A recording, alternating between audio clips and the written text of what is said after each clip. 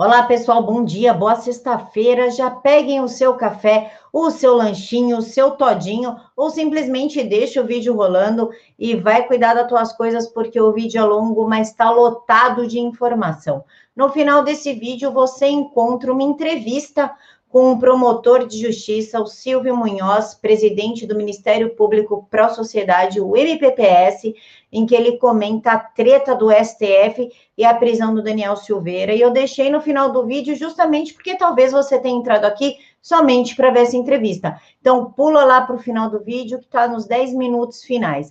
Nós também temos o vídeo da treta do STF e algumas informações, como Eduardo Leite querendo se aproveitar da brecha que o Fachin abriu no caso do Lula para pedir a suspeição do Moro, o Lula ameaçando quem comprou coisas da Petrobras, o Gilmar Mendes livrando a cara do Jean Willis quando ele ofendeu a Bia Kicis e disse que faz parte da imunidade parlamentar. O Kim Paim está mostrando para nós um plano bem espuro de João Dória para derrubar a economia. O senador Medeiros falando sobre o caso do Daniel Silveira. E quero pedir para vocês ativar o sininho, porque no domingo, às 11 horas da manhã, eu vou postar uma entrevista que eu fiz com o senador Eduardo Girão, que ele falou sobre CPI do Covidão, CPI da Lava Toga, pedidos de impeachment, mandos e desmandos do STF e tudo mais. Então, já ativem o sininho por causa dessa entrevista, que eu tenho certeza que vocês vão gostar. Então, vamos começar com o vídeo do presidente pedindo a nossa ajuda. Vamos ouvir. Tua família, já imaginou o marido pede emprego, chega em casa e a mulher ou um filho começa uma briga com ele? Não vai resolver nada. Nos momentos difíceis que a família tem que se unir. Nos momentos difíceis que a nação tem que se unir. Quanto mais atiram em mim, de forma covarde por parte de partes da sociedade, mais você está enfraquecendo quem pode resolver a situação. Como é que eu posso resolver a situação? Eu tenho que ter o apoio. Que se eu levantar a minha caneta Bic e falar Shazam, eu vou ser ditador. Vou ficar sozinho nessa briga? O meu exército, que eu tenho falado o tempo todo, é o povo. Eu sempre digo que eu devo lealdade absoluta ao povo brasileiro. E esse povo está toda a sociedade, inclusive o exército fardado. A vocês eu devo lealdade. Eu faço o que vocês quiserem. Porque essa é a minha missão de chefe de Estado.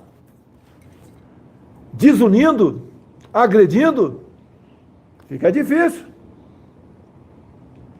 Vocês sabem quem está errando no Brasil. E errando muito. Eu sinto. Não pensem vocês que eu estou aqui no Palácio do Alvorada, alimentação de graça, bons assessores, tranquilo com a minha família. Eu não sinto. Cada decisão que tomam, e se você quer ser democrata, cumprir a Constituição, cumprir a lei, você tem que acolher. Mas tem decisões que são absurdas. Eu sei disso. Busco o diálogo com alguns. Falo que o caldo vai entornar. Por mim, vai entornar por parte de quem? O povo com fome, você que é médico, a pessoa com fome perde a razão. Topa tudo. Estamos segurando o Brasil. Estou antevendo o problema sério do Brasil. Não quero falar que problemas são esses, porque não quero que diga que eu esteja estimulando a violência. Mas teremos problemas sérios pela frente. E nós sabemos quem está provocando esse problema. Em qualquer lugar, até na tua casa, em certas áreas, ou você manda ou tua mulher manda. Senão a molecada faz a festa. Presidente, vamos fazer o seguinte, eu não tenho uma bic. Ah, eu tenho uma bic aqui, mas é lapiseira. Levanta a sua bic, fala Shazam, que com certeza absoluta o povo está com o senhor. O que o povo está precisando no momento, presidente, é um líder. Levanta a tua caneta, fala Shazam, que eu garanto que o povo vai estar do seu lado, te apoiando em qualquer situação. Você é o primeiro presidente que levou água para o Nordeste, que viu o nordestino como ser humano e não como um meio de trocar votos, ou como queria o João Dória em 1986, manter a seca no Nordeste para poder ter uma área turística no Brasil. Nós sabemos que o senhor é humano e sabemos que o senhor se preocupa. Então fala, Chazan, o povo está com você. Agora vamos ouvir o que ele disse a respeito do lockdown. E o vírus continua aí. Vou te informar aqui, na parte nossa aqui. O objetivo do lockdown lá atrás era evitar a circulação do vírus, para que os hospitais pudessem se aparelhar com UTIs e respiradores.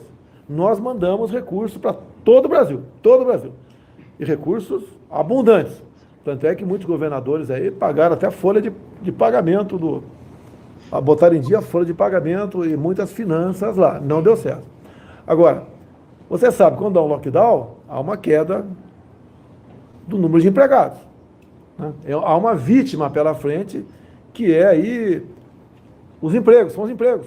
Então vem o desemprego, né? Junto com o desemprego vem muita coisa atrás disso, vem depressão, né? Já começamos a ver alguma coisa publicada na mídia. Abuso contra crianças cresce até 12 vezes na pandemia em São Paulo, a cidade que mais fecha, tá? Denúncias sobre conflitos familiares, brigas por guarda, após a separação, obviamente, agressões físicas, assédio sexual e abandono explode em toda a cidade. É o R7 que está falando, não sou eu não. Então o desemprego é uma coisa terrível. Todos nós, quando temos um parente, um amigo que perdeu o emprego, a gente fica chateado e tenta ajudar, não é isso? Imagina quando você perde. O governo também, para evitar desemprego ano passado, criou vários programas, tá? Como o BEM, como o Pronamp, que foi de iniciativa do Jorginho Melo, senador de Santa Catarina. Evitamos que dezenas de milhões de empregos fossem destruídos. Agora, a mesma estratégia vem agora. Todo mundo está preocupado com morte. Ninguém quer morte. Lamentamos toda e qualquer morte. Agora, nós sabemos que a vida e economia, saúde e economia andam juntos. Você não pode criar uma massa enorme de desempregados no Brasil, porque daí não vamos ter dinheiro, recurso para fazer nada, nem para comprar vacina. Eu acredito em mais de 100, quase 100 países no mundo que nem se fala em vacina porque não tem dinheiro. Se nós, que temos o dinheiro aqui, nós não, o mundo todo, falta vacina no mundo todo. Se os países mais desenvolvidos, que têm recursos, estão querendo vacina, não conseguem comprar, imagine certos países, em especial da América do Sul e do continente africano. Também não estão comprando. Perfeitamente. Agora, o efeito colateral direto do lockdown é o desemprego. E mais ainda, a gente vê a truculência por parte de algumas autoridades estaduais, quando vê alguém com uma prancha de surf na praia, vê sentado numa praça pública de um banco uma mulher sozinha, já vimos isso em Araraquara o ano passado. Estamos vendo aqui o coitado aí tá vendendo ali frutas, vão lá e jogam no chão a fruta, humilha o cara. Prisão. Brasília agora, aqui, Distrito Federal. Decidiu o governador por decreto que entre 22 horas e 5 da manhã, ninguém pode sair de casa. Quem sair, multa de R$2.000. Isso é estado de sítio. Estou alimentando você com informação. Estado de sítio, que compete privativamente a mim decretá-lo. E mais ainda, não basta eu decretá-lo. Eu preciso da autorização do Congresso brasileiro. Então não é mesmo, a questão é tão grave o estado de sítio, que a proibição de locomoção, o que o governador do DF está fazendo, que eu não posso decretar. Um prefeito pode.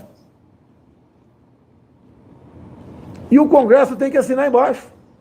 Tem que me autorizar a fazer isso aí. Isso é um crime, o que o governo DF está fazendo.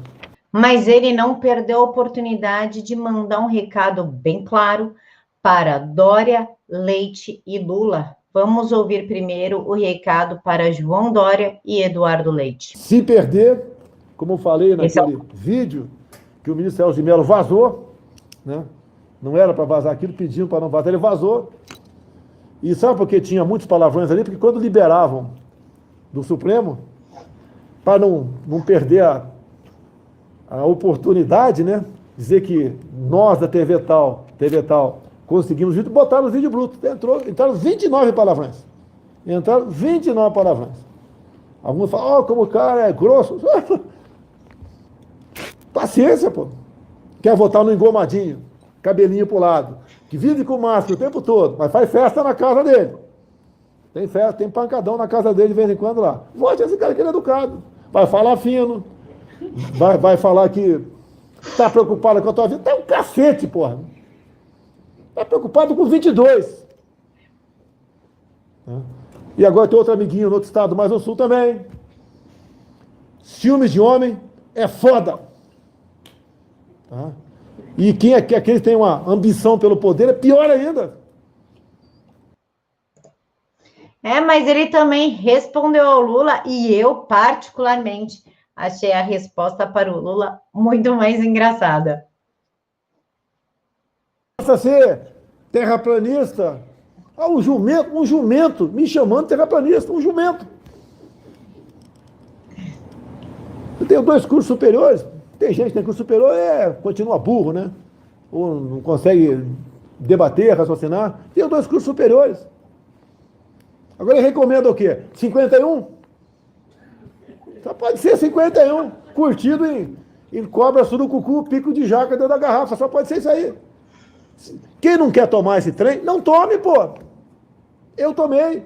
Antes de falarmos sobre o STF, colocar o vídeo que o presidente falou do STF, vamos dar um giro aqui nas matérias, porque no final eu vou enquadrar certinho o que o presidente falou, a treta do STF, o que o senador Medeiros falou e a entrevista com o promotor, ok? Então vamos lá. Eduardo Cunha segue Lula e acusa suspeição de Moro e pede a anulação da condenação. Parabéns, Fachin, você é genial. E olha só do que o Lula ameaçou quem está comprando aditivos da Petrobras. Quem estiver comprando coisas da Petrobras é melhor ter medo, diz Lula.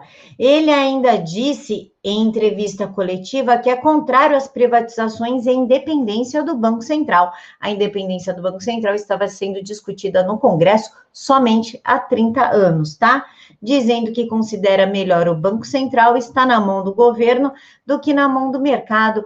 Exatamente, senhor ladrão vagabundo, é melhor estar na mão do governo, assim como a Petrobras, para que vocês roubem, como se não houvesse amanhã, porque vocês sabem que no Supremo Tribunal terá um Fachin para livrar a que vocês, não é mesmo? Uma vez ladrão, sempre ladrão, né, Lula? Enquanto o deputado federal Daniel Silveira está preso por ter exercido seu direito à imunidade parlamentar, o Gilmar Mendes argumenta a imunidade parlamentar para absolver Jean Willis de pagar indenização a Bia Kicis. E isso é uma piada pronta, né, pessoal? A Venezuela pedindo que a ONU intervenha no Brasil para combater o flango frito. Logo, Maduro, que não dá conta nem de alimentar o próprio povo, está preocupado com o Brasil. O ditador, se fecha, menos, bem menos, quase nada. Mas se vocês acham que somente Maduro pediu que a ONU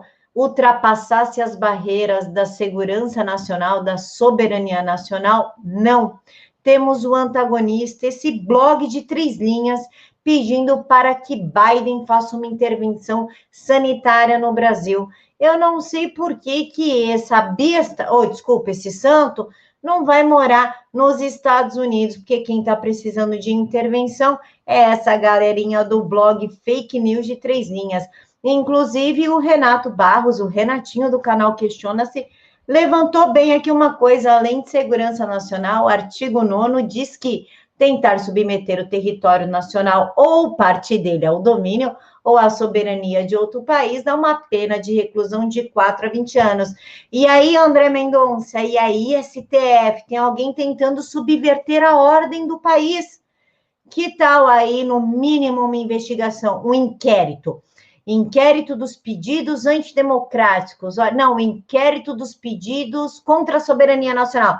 Nome bonito para inquérito sigiloso e ilegal, não é mesmo? E agora vamos falar dos absurdos de quem? Do calça apertada, do Calígula Rosa, calça sucção, calcinha apertada, Agripino ou simplesmente João Dória. Esse cara está tão confuso onde ele está vivendo que ele realmente está se achando o ditador do mundo, o presidente do Brasil, o cara que manda em São Paulo. Ele vestiu aí a sua carapuça de Xi Jinping e pede para que se não use a expressão lockdown, é fase emergencial mais restrita, mais dura, mas não é lockdown. Não, João Dória acha que você é um imbecil e não sabe o que é lockdown, o que é toque de recolher. Ele fala que é toque de restrição. É tipo um toque de recolher, só que veio de Miami. E agora você não pode mais falar lockdown. João Dória, nem minha mãe manda no que eu vou falar. Tome tento que seus dias aqui em São Paulo, graças a Deus, estão chegando ao fim. Eu aproveito para convidar vocês às 14 horas na Paulista para a manifestação de domingo contra esse calça apertada que apertou tanto que cortou a circulação de oxigênio e está danificando o cérebro. Vamos ouvir o que esse protoditador tem a nos dizer. Lembrar, a propósito da sua pergunta, e também para os que estão nos acompanhando, nos assistindo, inclusive em transmissão de televisão, que nós não estamos fazendo lockdown. Nós estamos fazendo uma fase emergencial. Lockdown é a última das últimas medidas, é aquela onde você não pode sair de casa em nenhuma circunstância. Nós não estamos fazendo lockdown em São Paulo. É importante esclarecer, até para que os meus colegas jornalistas, e principalmente aqueles que titulam artigos, matérias, textos e notas, não usem a expressão lockdown, porque nós não estamos decretando lockdown em São Paulo. É a fase emergencial, mais restrita, que é lockdown, mais dura, mas não é lockdown. Então, por favor, porque senão isso confunde as pessoas. E hoje todo mundo tem um celular. E um celular onde você põe no Google lockdown, você vai ter informações diferentes daquelas que nós estamos apresentando aqui na fase emergencial. Ele acha que a gente é idiota. É assim, ó. Tem focinho de porco, tem orelhinha de porco, faz nhoque-nhoque igual porco. Ele também tem rabinho e patinha de porco. Mas, ó, não é porco. Porque se a pessoa colocar no Google, vai falar que é porco. E não é um porco. Vocês conseguiram entender? Esse é o nível de loucura que chegou João Dória. Ele poderia se internar no hospício junto com Joyce Hasselman, né? Porque os dois estão vivendo aí num mundinho paralelo. E o Kim Paim trouxe o seguinte para a gente: golpe de Estado. Dória se encontrou recentemente com o presidente da Cyrela, uma das maiores construtoras do país. Dória agora vai fechar lojas de materiais de construção. Sabe o que isso significa? Sem as empresas vendendo para o povo, os fornecedores ficarão com o estoque parado. Aí ele trouxe aqui uma informação do Renato Giraldi, que é meu amigo, até deixo aqui para vocês seguirem, o cara posta muita coisa boa no Twitter. João Dória irá se reunir com uma das maiores incorporadoras do Brasil.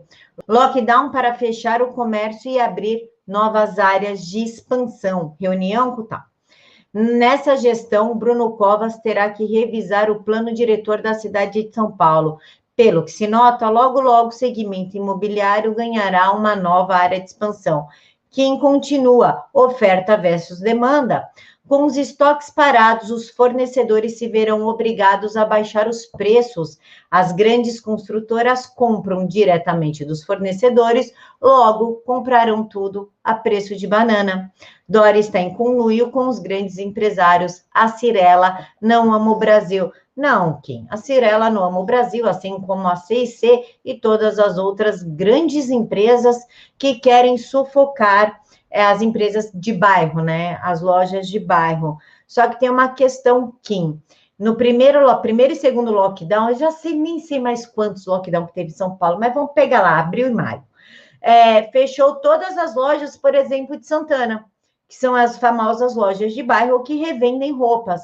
Mas a Americanas não fechou, Marisa não fechou. Ou seja, as grandes lojas, as grandes empresas se mantiveram abertas, só fecharam as pequenas. Muito estranho isso, né? Porque será? Oh, meu Deus, nem desconfio, eu sou uma pessoa inocente. E Cláudio Castro, o atual governador do Rio de Janeiro, mandou um recado para João Dória. Respeito o governador de São Paulo, reconheço sua liderança, mas acho que está fora do tom. Só acha, governador, o senhor só acha. Espero que a sua atitude não seja reflexo do novo cenário eleitoral, e sim por conta do aumento de casos da Covid. Vem cá, governador, deixa a tia te contar uma coisa. O senhor não me conhece, estou te conhecendo agora, prazer, Camila. Em São Paulo, está faltando vaga de UTI. Tem criança morrendo aqui, ó, sem vaga de UTI. Sabe por quê? Porque o Dória fechou vaga de UTI. E ele também fechou, sabe o quê? Os hospitais de campanha que ele gastou fortunas. Inclusive, ele comprou 550 milhões em respiradores que veio da China. Mentira, não veio. Ele mandou dinheiro, só que o respirador não voltou até hoje.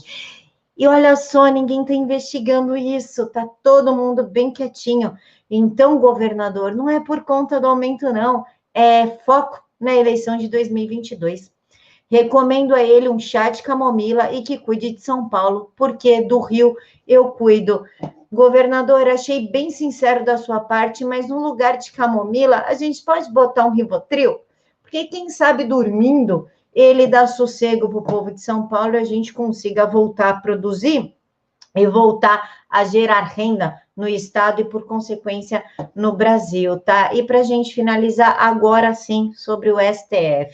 José Medeiros disse o seguinte: o comportamento do ministro Alexandre ao se irritar com seu colega Marco Aurélio na discussão do caso Daniel Silveira foi revelador. Não é um processo, é uma vingança pessoal. Exatamente, senador José Medeiros. Inclusive, eu estou pedindo uma entrevista para o senhor, tem só uns 2 anos. E aí, rola quando a entrevista? Mas vamos botar aqui, então, o vídeo do presidente falando a respeito do STF. O Supremo decidiu que somos concorrentes. O que é isso? Eu, estados e municípios, somos concorrentes. Eu, por exemplo, eu falo que nos 7 estados da região norte tem que ter um certo grau de isolamento ou medida restritiva. Um dos governadores dos 7 estados falou, não concordo com o que o presidente está falando, tem que ser mais restritivo ainda. Então, o estado tal toma medidas mais restritivas que a minha. Daí, dentro do estado, um prefeito fala, não gostei das restrições do governador, tem que ser mais grave ainda. E o cara fecha tudo. Ou seja, quem decide na ponta não sou eu. É muitas vezes um governador não, é o prefeito, que não interessa se ele tenha 15 milhões de habitantes no teu município ou tem 800 habitantes, que é o menor município do Brasil. Ele que decide. É o estado de sítio. E um velho ditado, não sei de quem é, aquele que abre mão de 1 milímetro da sua liberdade em troca de segurança, seja o que for, não terá nada no futuro. Eu sou a pessoa, queiro ou não, critiquem ou não, me ofendo ou não, que posso garantir a sua liberdade. Agora vamos ouvir a treta no STF. Amanhã eu trago uma lista de processos em que eu queira me manifestar e peço para Vossa Excelência apregoar, mesmo o relator não trazendo o processo. Isso é um desrespeito ao relator. Senhor presidente. Não. Longe de mim. Eu vou dar a palavra pela ordem. Eu vou dar, Cristófilo. Desrespeitar o relator. Tá bem. Ainda mais se o relator é um xerife. Pois não. Eu pedi vênia a Vossa Excelência exatamente porque, na qualidade de presidente dos trabalhos que ora se realizam... Excelência tudo pode, eu já disse que Vossa Excelência é autoritário. Vossa Excelência tudo pode. Vossa Excelência realmente não submete ao colegiado proposta de um colega. Muito bem, paciência, os tempos são estranhos e Vossa Excelência colabora para eles serem mais estranhos ainda. Eu não aceito a pecha de Vossa Excelência, mas, enfim, vou decidir que, como o relator não apregoou o processo, nós não temos o que decidir. E está anotado aqui já determinado que está adiado, feito, e o relator apreciará as medidas de constrição que ele se referiu agora. Entre essa briga toda aí, eu tô torcendo pela treta mesmo, porque eu quero ver o circo pegar fogo, cabaré. Mas a dúvida é a seguinte, quem que vai ser preso nesse monte de ofensa? É Marco Aurélio, é Fux, é Alexandre de Moraes? Quem vai fazer companhia lá pro Daniel? Agora eu vou deixar vocês com a informação do Júnior, o técnico de agropecuária a respeito do Bill Gates, e logo depois a entrevista com o promotor e presidente do MPPS, do Ministério Público Pró-Sociedade, Dr. Silvio Munhoz. Nas últimas semanas, o bilionário Bill Gates incentivou o consumo de carne sintética no lugar da carne bovina tradicional produzida por nossos pecuaristas. Bill Gates, que já tem bilhões investidos nas pesquisas sobre carne sintética e também vem adquirindo propriedades rurais nos Estados Unidos para justamente produção de carne sintética. Ele usa o argumento de que a pecuária tradicional produz muito gás metano, o que ocasionaria, segundo Bill Gates, no aceleramento do efeito estufa. Bom, se trata apenas de uma narrativa global, tendo em vista que a produção de carne sintética no processo ali das incubadoras produz CO2. Bom, e CO2 é muito mais prejudicial do que o próprio gás metano, tendo em vista que é preciso aí 100 anos para que o CO2 seja eliminado da atmosfera, enquanto o gás metano, num processo aí de 10 anos, ele vai sendo degradado e vai sendo eliminado da atmosfera. Bom, além disso, o movimento global que tanto critica os nossos produtores rurais se esquece que no processo de fabricação de carne sintética são utilizados fungicidas, isso mesmo, fungicidas tão criticados que, por exemplo, nossos produtores rurais usam e usam devidamente porque é preciso utilizar.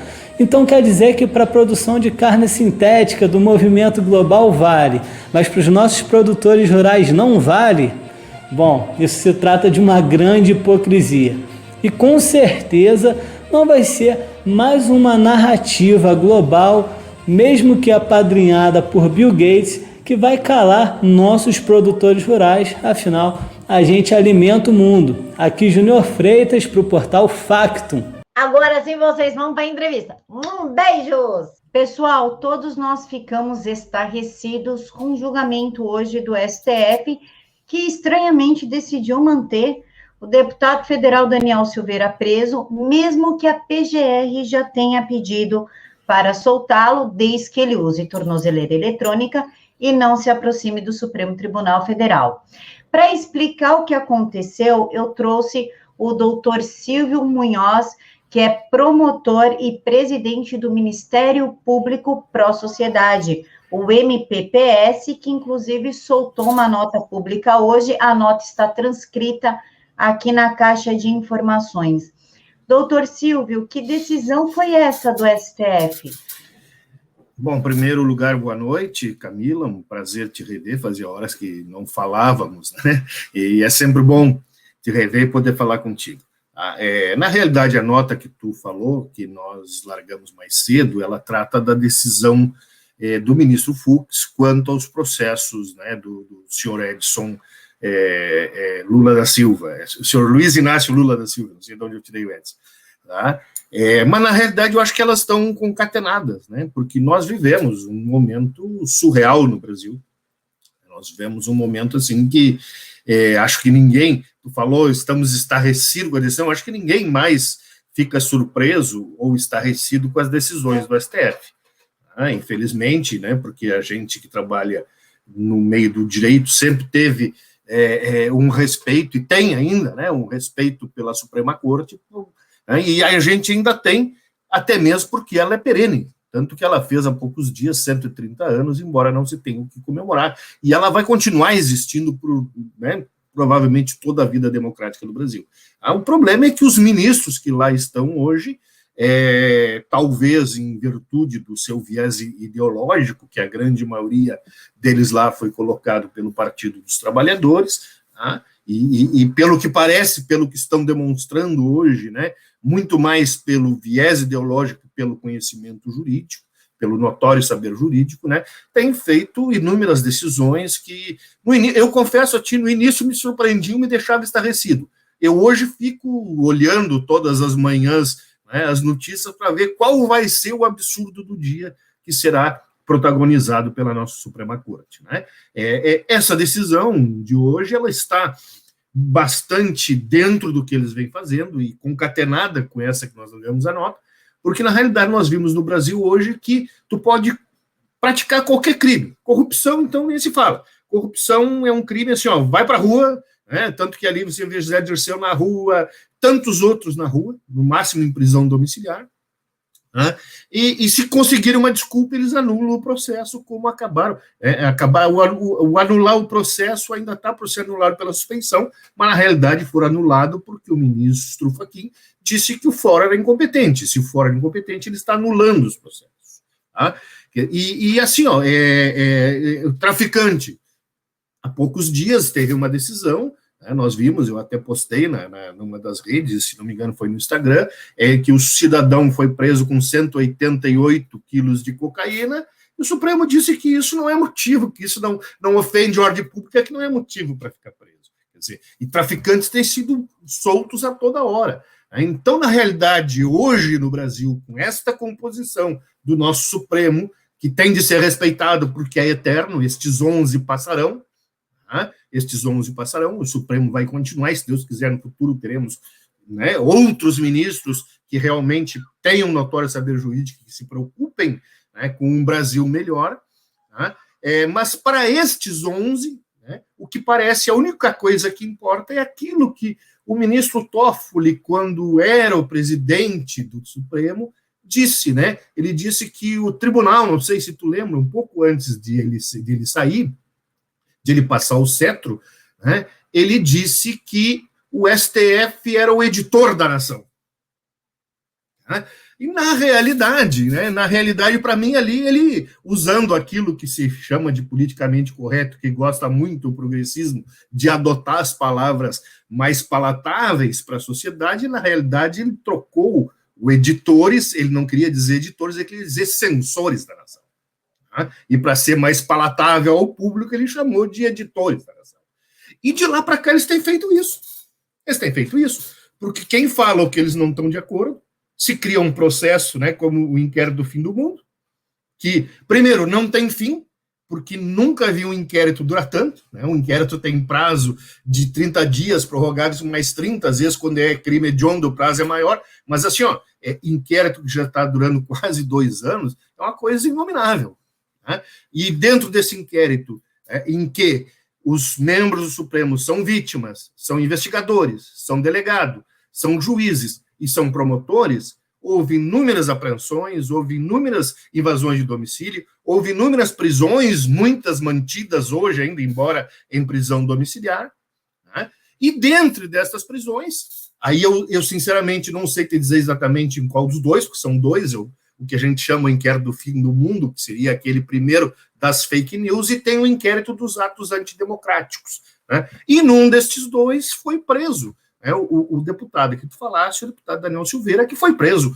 Foi preso porque falou algo que o Supremo não gostou. Ou seja, o grande crime na nação hoje, que parece que é o único que é capaz de levar uma pessoa na prisão, é falar mal do Supremo ou falar algo que o Supremo não goste. Infelizmente, esse é o Brasil que nós vivemos hoje. Mas, doutor Silvio, a prisão do deputado não é arbitrária, ela não é uma prisão ilegal, porque alguns dizem que ele mereceu ser preso. A gente merece ser preso propinado? Na realidade, Camila, eu te diria assim, nós estamos vivendo um triste momento no Brasil. Né? Um triste momento no Brasil, porque o STF, como eu disse, ele tem agido como executivo, tem agido como legislativo, tá? Mais do que isto, né? Ele tem agido muitas vezes como legislador constituinte. né? Porque ele já revogou, por exemplo, cláusulas pétreas da nossa Constituição, direitos fundamentais, como está lá no artigo 5º, que ninguém pode ser processado senão por uma lei previamente existente, ou seja, lei que significa feita pelo Congresso. Eles criaram um crime por jurisprudência e aplicando por analogia em Lamparte, ou seja, eles aí reformaram uma cláusula pétrea da Constituição, ou seja, agindo, veja que a cláusula pétrea nem o Congresso pode mudar, agindo como legisladores originais, como se eles fossem os constituintes originais. Né? E tem, assim, praticado atos que são da exclusiva atribuição do presidente da República, tem praticado atos que são da exclusiva atribuição do Congresso Nacional, e nem o presidente da República, nem o Congresso Nacional fazem nada. Estão olhando inermes, estão olhando omissamente impávidos. Né? Eu não sei o que estão esperando mais para tomar alguma atitude. E neste caso, veja, o Congresso Nacional, infelizmente, perdeu o grande momento, a grande oportunidade, né? Porque era totalmente legal, né, essa prisão, até porque se tratava de um deputado federal e que a Constituição, no seu artigo 53, diz que ele é inviolável por suas palavras, votos e opiniões, por quaisquer palavras, veja, quaisquer, né? Qualquer que seja a palavra, votos e opiniões, e mais, diz civil e penalmente. Aí eu ouvi muita gente dizer que não é da área, mas o pior de tudo isso, Camila, é que eu ouvi muita gente da área, juízes, promotores, defensores, advogados, dizerem, não, a imunidade existe, mas não pode ser praticado crime no uso e utilização dela. Opa, como não pode ser praticado crime? O que quer dizer inviolável penalmente? Se tu não pudesse praticar crime, a Constituição só diria inviolável civilmente. Mas ela expressou, em 3 palavras, ela expressou que aquela imunidade era total e absoluta, porque ela disse quaisquer palavras, civil e penalmente. Tá? E veja, não sou eu que estou dizendo. Quem dizia isso, hoje não pensa mais assim, era tido até então como um grande doutrinador de direito constitucional do Brasil. Está no livro dele, no dia que saiu a decisão, inclusive eu postei fotos do livro que correu a internet, todo mundo, aquelas fotos eram do meu livro, que eu tinha dele, só não botei fora porque eu sabia que eu ia usar muitas vezes para esse fim. Tá? Ele mesmo dizia que essa imunidade era absoluta. Ou seja, só quem pode prender um deputado federal, tá? A não ser que seja um flagrante que não existia, que ele inventou. Tá? Ou seja, o flagrante que ele inventou é o seguinte, nós estamos gravando esse vídeo agora. Tá? Se eu disser uma coisa que desagradar a algum dos 11 ministros, enquanto este vídeo estiver rodando, nós estamos em situação de flagrância, eu posso ser preso ou tu pode ser preso. Nós dois podemos ser presos. Quer dizer, isso não existe. Isso é uma invenção que eles inventaram para poder dizer que o cara está em flagrante, porque senão não podiam prender ele, porque só a Câmara podia. E aí vai para a Câmara e vejo que a Câmara tinha que ter batido o pé. A Câmara tinha que ter dito, não, deputado é imune, não responde penalmente. Ele vai responder aqui no Conselho de Ética. Se for o caso, vamos até tirar ele do Congresso. Vamos até expulsá-lo por ter exacerbado e ter ultrapassado os limites da moral e da ética. Mas, penalmente, ele não responde, que a Constituição diz que não responde. Mas, aí, infelizmente, o nosso Congresso se abaixou. E aí, assim, quando tu te abaixa, a coisa só tende a piorar. O que não se dão conta todos aqueles que votaram a favor disso, ressalvados os 130 heróis que disseram não a esse absurdo, que eles não se dão conta é que isso amanhã pode atingi-los. Porque hoje eles estão dizendo o que agrada aos ministros supremos, mas amanhã ou depois, qualquer um deles pode dizer uma coisa que não agrade ao ministro supremo, como, aliás, existem nas redes, inúmeras gravações de políticos, inclusive deputados, senadores de outro viés que falavam mal do Supremo antes desse aspecto. Quantos e quantos tem aí na internet que nós conhecemos? Quer dizer, ou seja, eles não se deram conta, aqueles 300 e pouco, que eles abriram mão de um direito, veja, que não é nem do deputado, que um direito que é do Congresso Nacional. E deixaram o Supremo reescrever a Constituição também nesse aspecto. Aí não, mas agora nós vamos fazer uma lei para estabelecer limites para a imunidade. Não, fazer o quê? Uma PEC que já tinha, vocês deixaram ser revogada por jurisprudência. Né? Então, realmente, assim, nós estamos vivendo um Brasil surreal. Eu usei essa expressão, eu usei uma expressão um dia destes, né, num artigo, sabe que eu escrevo semanalmente para a Tribuna Diária, um artigo que não foi publicado ainda, mas eu escrevo a frase assim: nós estamos vivendo no Brasil um momento que parece que estamos num quadro de Dalí, né, surreal, né, de um quadro de Dalí que está sendo narrado por Franz Kafka, né, que ninguém sabe o que quer dizer aquilo, o que está acontecendo. Esse é o momento que nós vemos no Brasil, infelizmente. E quem podia reagir como Congresso, aí, como pode muitas vezes o presidente, né, em alguns casos reagir, não estão reagindo, estão deixando, né, e estão deixando o Supremo tomar o poder totalmente, e ele cada vez vai, quer dizer, testo, já tinha testado o presidente inúmeras vezes, o presidente não reagiu, agora testaram o Congresso. Esta era a terceira vez que eles testaram o Congresso. Né? Testaram o Congresso no momento que, agora não me lembro qual era a lei, mas uma lei que o presidente tinha vetado, e aí um ministro, por decisão monocrática, retirou os vetos, quebrou os vetos do presidente, que isso é um ato exclusivo, né, do Congresso Nacional, que ele reafirma a legitimidade dele quando ele faz a lei, o executivo veta e ele vai lá e derruba o veto. Não, mas o ministro Supremo foi lá e derrubou os vetos. Né? Tinham testado o Supremo quando fizeram a lei criminalizando a transfobia, que é uma atribuição exclusiva do Congresso Nacional.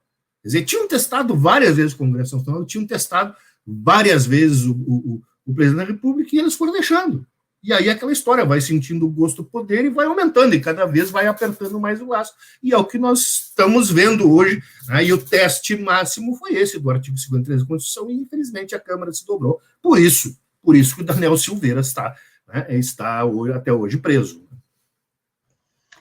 Doutor Munhoz, para a gente finalizar, existe alguma solução para esse Supremo? Supremo, eu estou perguntando, não estou pedindo um 4-2, não estou fazendo nada.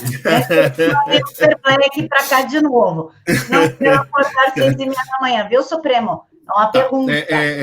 Não, na realidade, assim, eu vou te dizer, na realidade, tem vários juristas brasileiros, cito de cabeça aqui, sei que tem mais, mas me recordo um de cabeça, até porque eu vi essa live dele, que é um dos grandes doutrinadores brasileiros, Ives Gandra Martins, a pessoa que eu admiro demais, e que aliás, né, embora não tenha sido constituinte, ele mesmo diz dessa live, eu me lembro como fosse hoje, que ele participou das discussões da Constituição a convite de um dos membros da Constituinte, com ele participado de uma comissão discutir os assuntos, ou seja, ele estava lá, ele viu, e ele garante que o artigo 142 foi feito para esses momentos, quando há uma ruptura, quando há uma quebra institucional entre os três poderes, e um dos poderes começa a avançar nos poderes do outro.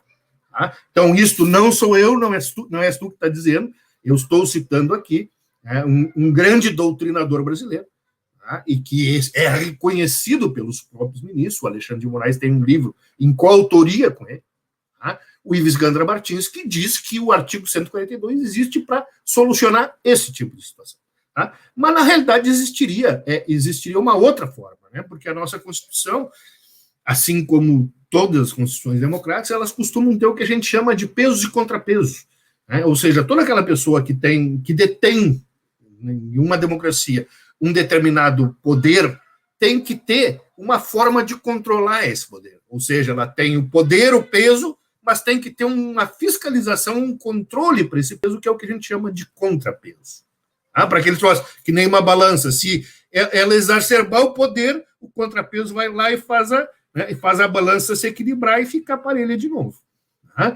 E este contrapeso existe na Constituição, que é dado o poder ao Senado Federal, de quando praticadas algumas, e são determinadas na lei algumas situações, possa o Senado Federal instaurar pedido, né? Agora não me lembro se pode de ofício, mas eu sei que é pedido, até porque eu fui coautor de um pedido desse, né? Pode processar o pedido de impeachment dos ministros. Tá? Então, isto seria um contrapeso ao Supremo Tribunal Federal. como eu disse, nós do MPPS, não o MPPS diretamente, porque em se tratando de pedido de impeachment, tem que ser pessoa física, não pode ser uma associação, mas nós, membros do MPPS, no ano passado impetramos 2 ou 3 ou até 4, eu não me lembro. Aí eu assinei 1 ou 2, se não me engano, contra o Alexandre de Moraes e contra o Toffoli, eu acabei assinando, tá? Contra o ministro Toffoli. Mas, infelizmente, o que aconteceu? O que é que nós vimos? Né? O que é que nós vimos é que, ao final do seu mandato, o então presidente, Alcolumbre, no último dia do ano, na calada da noite, arquivou 38 pedidos de impeachment contra os ministros supremos que haviam lá. Tá? Para mim, a meu ver, arquivamento ilegal. Se tivesse o novo presidente interesse, poderia desarquivar. Mas, independente disso, estão entrando outros, né? Acabou de entrar há poucos dias, o PDT disse que entrou contra o Alexandre de Moraes, parece que vai entrar contra o ministro Fachin também, e a meu juízo tem motivo. E qual seria o motivo? Porque um dos motivos que permite a impetração de impeachment quanto ao ministro Supremo é quando ele julga um fato que ele deveria se dar por suspeito e ele não se dá por suspeito. Isto é considerado crime de responsabilidade, motivo para que o ministro do Supremo Tribunal Federal seja impeachmentado, respondendo o processo perante o Senado Federal. E, neste caso, a meu juízo, e o público vai me julgar, e se eu estiver enganado, né, vou ser pichado aí nos teus comentários, né, sei lá, de reacionário, de troglodita, nos teus comentários vão dizer isso, mas esse caso aí é muito evidente, a suspeição, né, porque nós temos vídeos que rodam na internet, toda vez que ele faz alguma absurdidade, esse vídeo ressurge e vai para a internet de novo, e aí viraliza, como viralizou agora, depois da sessão que ele deu segunda-feira, né, em que ele, quando ainda não era ministro do Supremo Tribunal Federal, ainda era um professor, né, da Federal do Paraná, um advogado ilustre, né, ele fazia campanha, né, para futura, né, na época não era candidata a presidente Dilma, do Partido dos Trabalhadores. Ele fazia campanha, foi em público lá e defendeu e falou, ou seja, ele ligado, tem afeição, tem intimidade com o Partido dos Trabalhadores, tanto que fez campanha para uma candidata a presidente da República. Ou seja, a meu juízo, com certeza ele está impedido de julgar está suspeito a julgar qualquer processo que envolva o Partido dos Trabalhadores. Deveria ter sido dado por suspeito e não o fez. E isto seria, então, motivo para o seu impedimento, não digo porque dependeria do processo, mas, no mínimo, para o processamento do seu processo de impeachment, tá? Que deve agora, segundo as notícias, o PTB deverá entrar, e provavelmente seja esse o motivo que vai gerar esse pedido de impeachment feito pelo PTB. Mas, infelizmente, e a razão aí nós sabemos, né? A razão é pública, isso basta a gente entrar no Google lá e botar membros do Congresso Nacional que respondem processo criminal, e aparece lá a relação, o nome, os processos, os crimes a que respondem, né? E o que ocorre? Então, nós temos tanto senadores como membros, deputados federais que respondem processo criminal, e o que ocorre? Em razão da prerrogativa de função, eles respondem perante o Supremo Tribunal Federal. Ou seja, aqueles que deveriam exercer o contrapeso, o Senado, né, se praticar algum crime, vai ser julgado por aquele que detém o poder, que ele teria que ser, né, o contrapeso. E por isso que não está funcionando esse contrapeso. Né? Então, eu acho que isso é uma coisa óbvia e necessária, que a qualquer momento, quando se fizer uma revisão constitucional no Brasil, espero até que não seja agora sob a égide desse Congresso, mas acho que em algum momento vai ter que se fazer uma revisão constitucional, que esta seja uma das mudanças feitas, ou seja, tem de ser mudado este contrapeso para que não possa o Supremo Tribunal Federal exceder os seus poderes e assambarcar os poderes dos outros poderes. Doutor Silvio, para acompanhar o senhor nas redes, eu acompanho e pego ali vários prints que eu uso nos meus vídeos aqui à noite. Para acompanhar o senhor, como é que faz? Instagram, Twitter do MPPS, como? Agora, de cabeça, eu não sei te dizer nenhum, né? Mas procure lá. Eu estou no Facebook, estou no Instagram, estou no Twitter. Procurem por Silvio Munhoz, que vocês vão achar em todos, eles vão me achar com certeza, sigam e curtam, né? Estou sempre lá publicando, fazendo publicações, né, do MPPS, minhas pessoais, publicando artigos que eu escrevo, então me sigam nas redes aí, que sempre tem alguma coisa interessante para se ler. Pessoal, as redes do promotor estão aqui, ó, na caixa de informações. Apertou o setinho onde tem os 4 primeiros. Tu colocou aí? Beleza. Muito obrigado. É que eu gosto de fazer essas perguntas porque as pessoas ficam sem graça. Eu nunca sei. Ninguém sabe. Tu quer nos constranger em público, né? Doutor Silvio, muito obrigada por esclarecer esses pontos para a gente. Camila, um prazer e estou sempre à tua disposição. Nem poderia ser de outra forma, né? Ocupando o cara que eu ocupo hoje, estou passageiramente, né, como presidente do Ministério Público para a Sociedade, que é uma associação que congrega promotores e procuradores do Brasil que tem um pensamento conservador, né, diferente desse pensamento que imperou no Brasil com o viés esquerdista durante aí 20, 24 anos, né? Quando o Fernando Henrique, um pouco mais moderado, depois, quando entrou o PT, mais radical, né? Centro-esquerda e extrema-esquerda, né? Poderíamos dizer assim. O MPPS não tem filiação, ninguém tem filiação partidária, até porque não podemos ter, ninguém faz política partidária, mas ali que se congrega promotores e procuradores que têm um pensamento conservador e que não concordam com muitas dessas coisas que estão sendo feitas no Brasil de hoje, como isso, ou seja, estamos vivendo uma era de ativismo judicial puro, né, e isso nós não concordamos, né, nós somos ainda do tempo, eu citei isso até num artigo que eu escrevi, uma crônica que eu escrevi para a Tribuna Diária, nós somos do tempo, como dizia, e isso foi motivo para uma revolução no Rio Grande do Sul em 1923, e um dos líderes dela, chamava Honório Lemos, dizia: nós precisamos de leis que governem homens e não homens que governem leis. E é isso que o Brasil está precisando. Doutor, que Deus nos abençoe e tenha piedade desta nação, como disse o corrupto Eduardo Cunha, mas eu concordei com ele, que Deus tenha misericórdia dessa nação. Diria diferente, que Deus nos proteja, e sempre que tu precisar, eu estou à tua disposição, é só entrar em contato comigo. Muito obrigada, doutor Silvio. Pessoal, não esquece de curtir, compartilhar, comentar, claro, e confere a sua inscrição, porque o YouTube está tirando inscrição de pessoas que são frequentes no canal, inclusive. Fiquem todos com Deus e até amanhã.